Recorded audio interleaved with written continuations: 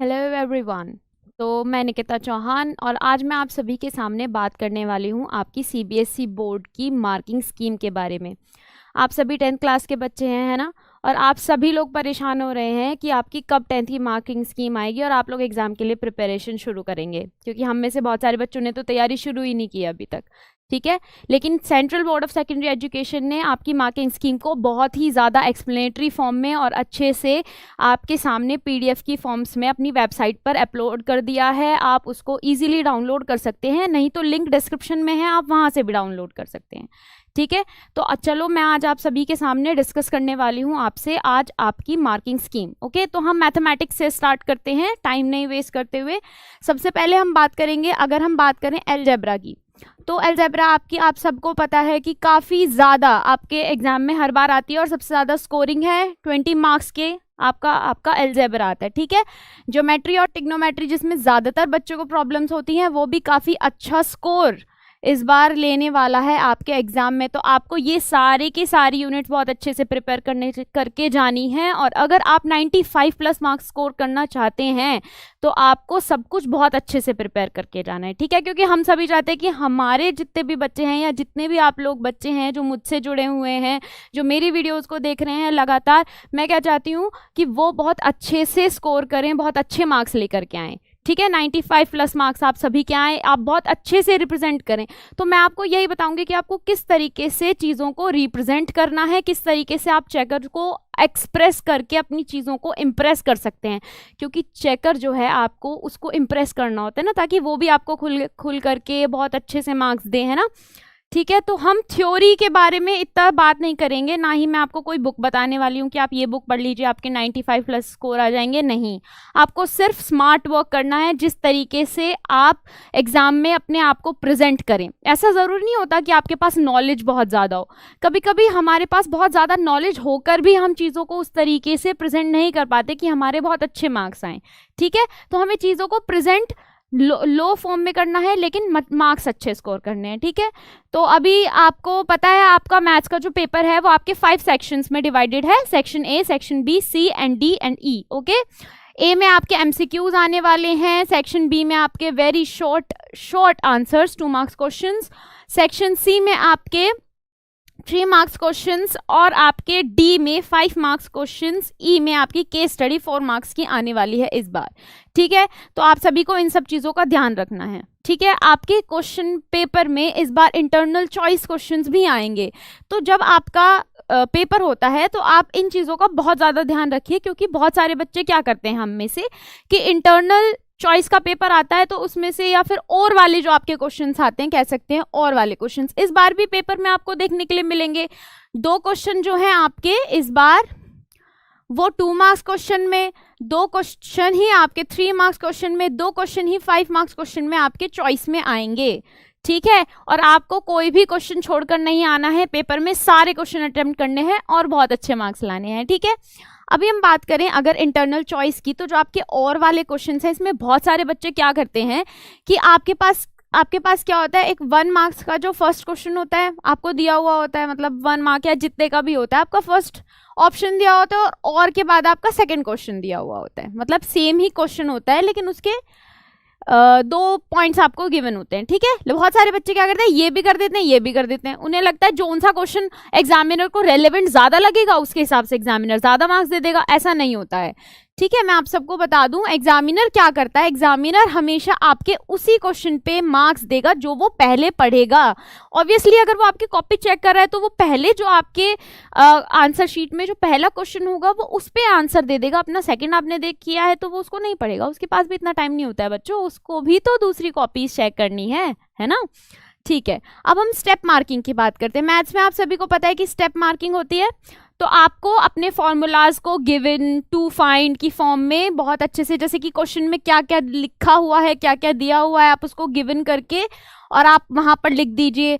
ठीक है, to find में आप लिख दीजिए टू फाइंड में आपको क्या मतलब, जो भी आपको क्वेश्चन में गिवन है कि आपको क्या निकालना है क्वेश्चन में, वो आप लिख दीजिए। स्टेप मार्किंग आपकी होगी तो आपको फॉर्मूला भी बहुत अच्छे से मेंशन करना है। अब बच्चे क्या करते हैं कि अगर क्वेश्चन नहीं भी आ रहा होता तो वो फॉर्मूला नहीं लिख करके आते। अगर आपको पूरा क्वेश्चन नहीं आता है, मान लिया आपके लिए बहुत ज़्यादा कॉम्प्लिकेटेड है क्वेश्चन को सॉल्व करना, तो आप क्या कीजिए, आप उसमें सिर्फ फॉर्मूला लिख करके आ जाइए। उसमें आपको जो फॉर्मूलाज लगते हैं वो आप लिख करके आइए। आंसर को हमेशा एक आप अपना जो भी आपका मान लो x इज इक्वल टू जो भी 6 आया या जो भी आया, आंसर को हमेशा आप एक बॉक्स में बंद करके आइए। आपके लिए बहुत वैल्यूएबल टिप्स हैं जो मैंने बताई हैं, एग्जाम में आपको बहुत अच्छे मार्क्स स्कोर करने में हेल्प करेंगी। टीचर जो चेकर होता है, जो ये सब कुछ देख रहा होता है, उससे क्या होता है ना कि हमें आंसर इस तरीके से लिखने होते हैं कि उनको पढ़ने में आसानी हो, है ना। टीचर को हमें इम्प्रेस करना है, जिस तरीके से उसको पढ़ने में आसानी होगी तो वो आपको अच्छे मार्क्स देगा, ठीक है, उसको ज़्यादा प्रॉब्लम नहीं होगी तो। ओके, अब हम बात करते हैं साइंस की। साइंस की बात करें तो इस बारी आपके एग्जाम में फर्स्ट और सेकंड यूनिट से 25 मार्क्स का आने वाला है बच्चों, ठीक है। तो मतलब कि आपके 50 मार्क्स का पेपर आपकी स्टार्टिंग की 2 यूनिट से ही आ जाएगा। तो इस बार आपकी चांदी है साइंस में, ठीक है। और नेचुरल फिनोमेना, करंट्स और नेचुरल रिसोर्सेज से आपका सिर्फ 5 मार्क्स का आने वाला है, और इससे टोटल मिला के आपका 25 मार्क्स का आएगा, ठीक है। तो आपको बहुत अच्छे से ये चीज़ें प्रिपेयर करनी है, मार्क्स का ध्यान रखते हुए करनी है कि किस चैप्टर में आपको कितना टाइम देना है। हम आपको क्यों मार्क्स बता रहे हैं, ताकि आपको ये चीज़ें रियलाइज हो, ये चीज़ समझ में आए कि आपको कौन से चैप्टर में एग्जाम में कितना टाइम देना है, कौन सी यूनिट में ज़्यादा इन्वेस्ट करना है टाइम और कौन सी में कम करना है। किस चीज़ को कम टाइम देकर भी हम बहुत अच्छे से समझ सकते हैं, कम टाइम देकर भी हम क्या कर सकते हैं, उसको प्रिपेयर कर सकते हैं उसके मार्क्स के हिसाब से। हम उसमें से इंपॉर्टेंट टॉपिक्स उसी हिसाब से पढ़ेंगे, ठीक है। अब हम बात करते हैं इसकी मार्किंग स्कीम की। तो आपकी साइंस का पेपर भी आपके 5 पार्ट्स में आने वाला है, और उन 5 पार्ट्स में से A, B, C, D आपके फॉलोइंग पार्ट्स होने वाले हैं, ठीक है। सिमिलरली मैथ्स की तरह ही आपका पूरा इसमें भी प्रोसीजर होगा कि लाइक पहले MCQs, देन आपके 2 मार्क्स क्वेश्चंस, देन आपके 3 marks questions, 5 marks questions and case studies, ठीक है। तो आपके सेक्शन जो है वो मैथ्स की तरह ही इसमें भी डिवाइडेड है।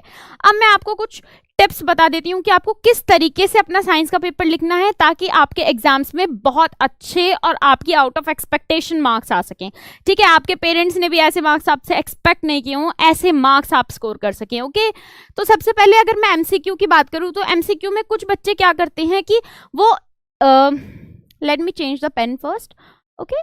तो वो लोग क्या करते हैं MCQ में कि जैसे A पॉइंट है उनका, उन्होंने A पॉइंट लिखा, ओके, वो यहाँ पे ऐसे करके छोड़ के आ जाएंगे A आंसर को। नहीं, आपका जो भी MCQ में आंसर है आप उसका नाम भी लिखिए, वो बेटर होता है, क्योंकि अगर आप उसका नाम नहीं लिखोगे ना तो एग्जामिनर के ऊपर उसका इम्पैक्ट नहीं पड़ता। आपने कभी टॉपर्स की कॉपी देखी? अगर कभी आप टॉपर्स की कॉपी गूगल से डाउनलोड कर ले, या सेल्फ स्टडी पे हमारा चैनल है, आप वहाँ पर जाकर भी डाउनलोड कर सकते हैं। तो जब आप कभी डाउनलोड करके उनकी कॉपी के थ्रू जाएंगे तो आप देखना वो कभी भी A लिख के ऐसे नहीं छोड़ेंगे, वो हमेशा उसके आगे ऐसे उसका जो आंसर होता है ना उसको मेंशन करते हैं, ठीक है। और कभी भी कोशिश करो कि आप ओवर राइटिंग तो ऑप्शंस में ना ही करो, क्योंकि अगर ओवर राइटिंग ऑप्शंस में भी करोगे तो कोई फायदा नहीं है, क्योंकि आप पहले ही सोच समझ के, एक आंसर है 1 लाइन का, भाई 1 वर्ड का आंसर है, लाइन का भी नहीं है, तो आप उसमें भी अगर ओवर राइटिंग करोगे तो टीचर के ऊपर एक नेगेटिव इंप्रेशन जाता है। गलती से हो जाए तो इट्स ओके, इतना परेशान नहीं होना है, लेकिन नहीं करना है, अवॉइड करना है, कोशिश करना है कि नहीं हो, ठीक है। और कुछ मैं चीज़ें आपके सामने बताना चाहती हूँ जो कि आपके क्वेश्चन पेपर में आपकी हेल्प करेंगे, जैसे कि आपको अप्रोप्रिएट और ऑर्गेनाइज्ड आंसर्स लिखने हैं, ठीक है।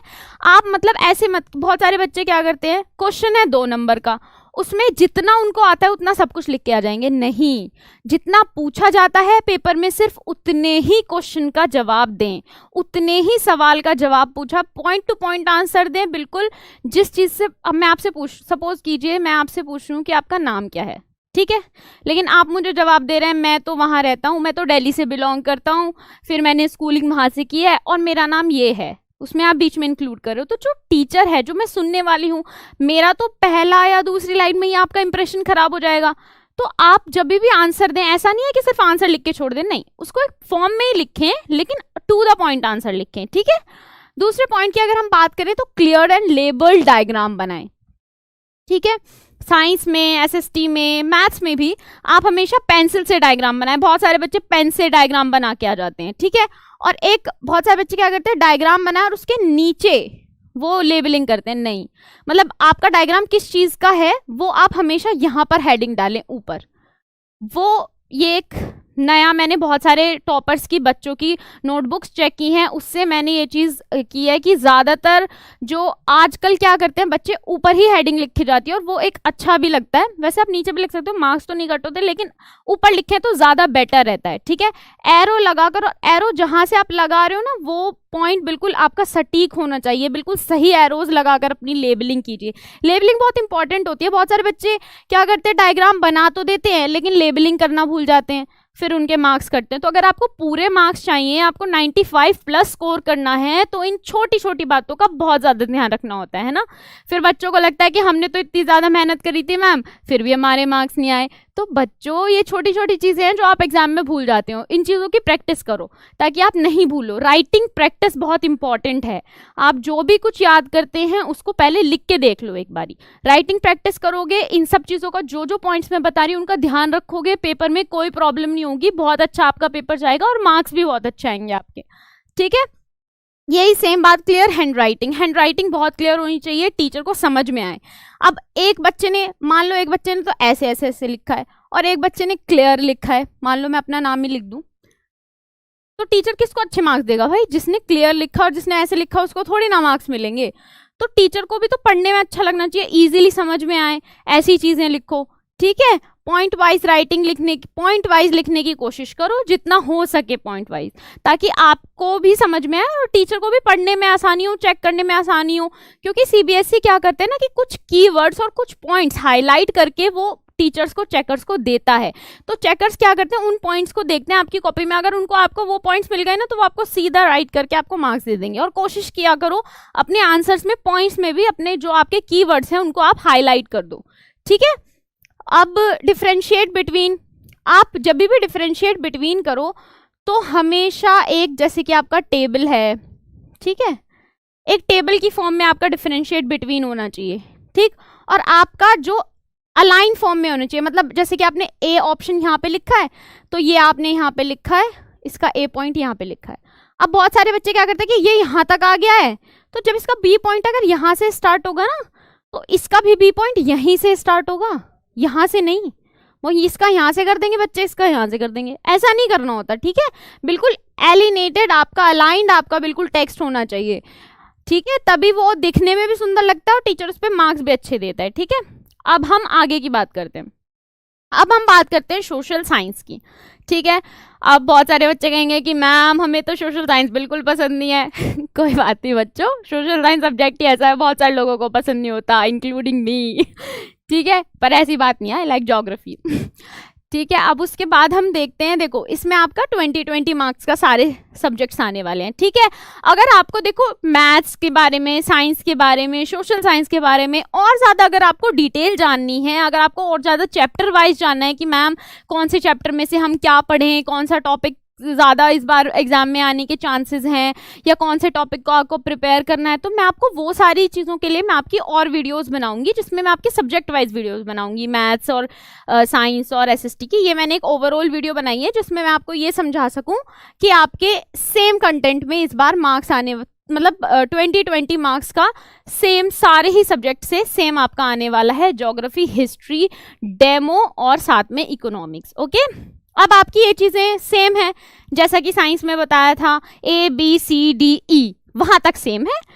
मतलब 1 marks, 2 marks, 3 marks, 5 marks, long question answers, उसी तरीके से सब कुछ सेम है। लेकिन आपका एक सेक्शन इसमें जुड़ जाता है, वो है सेक्शन F, ठीक है। मतलब सोशल साइंस में आपके मैप्स जरूर आएंगे, ओके। तो आपके जब सोशल साइंस में मैप्स आएंगे तो आपका 37th क्वेश्चन, टोटल 37 क्वेश्चन आपके सोशल साइंस में आने वाले हैं।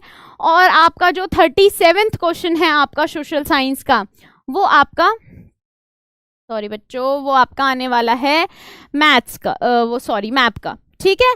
तो इसमें आपका 2 पॉइंट्स में आपका आएगा, जो एक पार्ट होगा उसमें 2 मार्क्स का आपका हिस्ट्री में से आएगा और 3 मार्क्स का आपका ज्योग्राफी में से आएगा।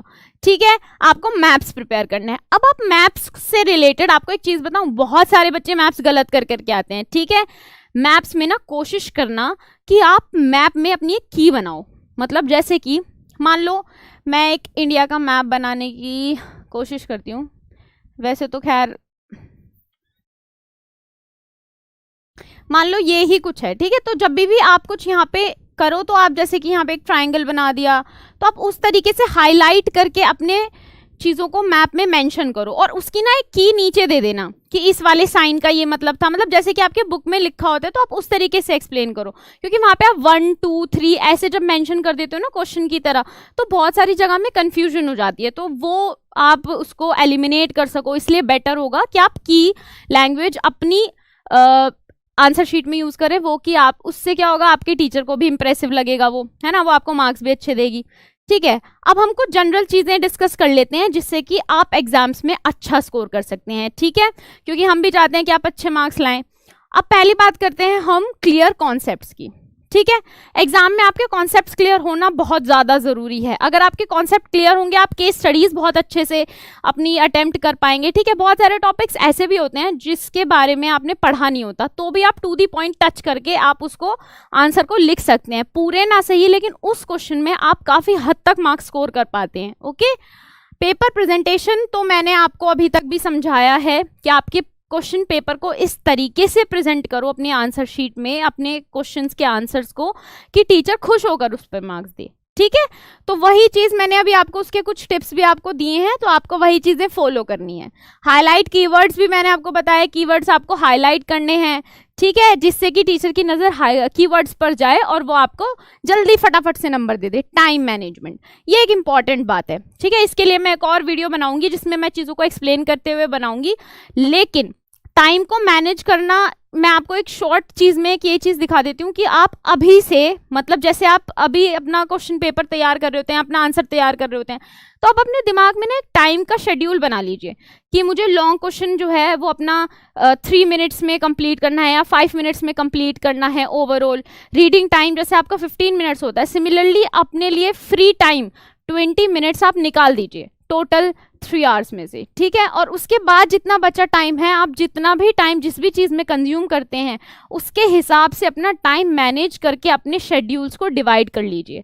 ठीक है, वो आपके लिए बेटर रहेगा ताकि आप एग्जाम पेपर में आप जब घड़ी के हिसाब से काम करेंगे तो एंड में आपको ऐसा नहीं लगेगा अरे मेरा तो पेपर छूट गया। बहुत सारे बच्चों का पेपर छूट जाता है टाइम मैनेजमेंट नहीं होने की वजह से।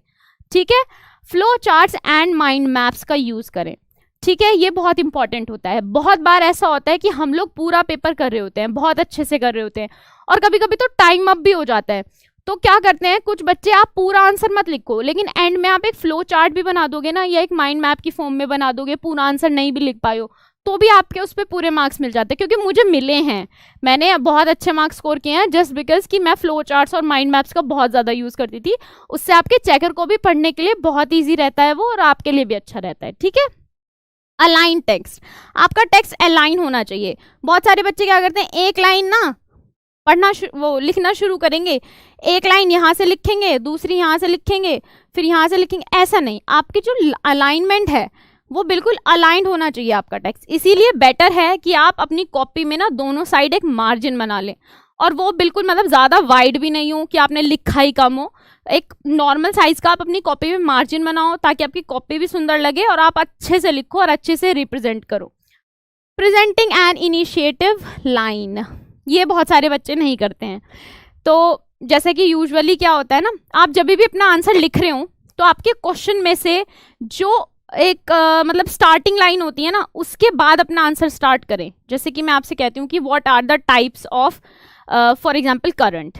ठीक है, तो आप लिखोगे the types of currents are, ठीक, इस तरीके से। तो आप उस तरीके से इनिशिएटिव लाइन हमेशा अपने क्वेश्चन के लिए यूज करें। ओके, तो यही मेरी टिप्स हैं। आज मैं खत्म करने वाली हूँ अपनी ये वीडियो और आप हमारे चैनल को लाइक कर लीजिए, सब्सक्राइब कर लीजिए। ठीक है, और चैनल पर कमेंट ज़रूर कीजिए और अगर आपको किसी भी तरह का कोई भी डाउट है तो आप मुझे कमेंट में बता दीजिए। किसी भी तरह की आपको वीडियो की रिक्वायरमेंट है तो आप मुझे बता दीजिए ताकि मैं भी मेहनत करूं, आपके लिए एक और वीडियो लेकर के आऊं, आपको चीज़ों को अच्छे से एक्सप्लेन करूं। ठीक है, तो थैंक यू, बाय बाय, और फिर मिलेंगे, टाटा।